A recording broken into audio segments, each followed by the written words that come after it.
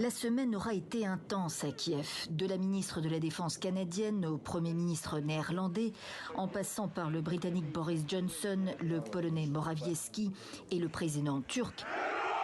Volodymyr Zelensky, le président ukrainien, peut se réjouir d'avoir été très entouré, lui qui tente de contrer l'attaque russe redoutée. Dernière en date donc, Recep Tayyip Erdogan est venu ajouter sa voix aux efforts européens pour éviter un conflit armé. La Turquie, membre de l'OTAN, propose d'accueillir un sommet sur la crise entre l'Ukraine et la Russie. Je tiens à répéter que nous continuons à soutenir la souveraineté et l'intégrité territoriale de l'Ukraine, y compris de la Crimée. Les rumeurs d'une invasion russe persistent. Moscou pourrait se servir du prétexte de fausses attaques pour entrer en action, affirme Washington, qui dit avoir des éléments dans ce sens, sans cependant en apporter la preuve. Mais l'humeur à Kiev est presque sereine en cette fin de semaine.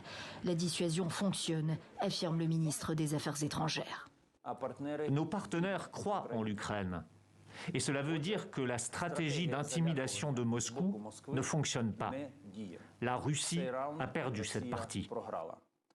Maintenir la pression diplomatique alors que la Russie et le Bélarus mènent des exercices militaires conjoints.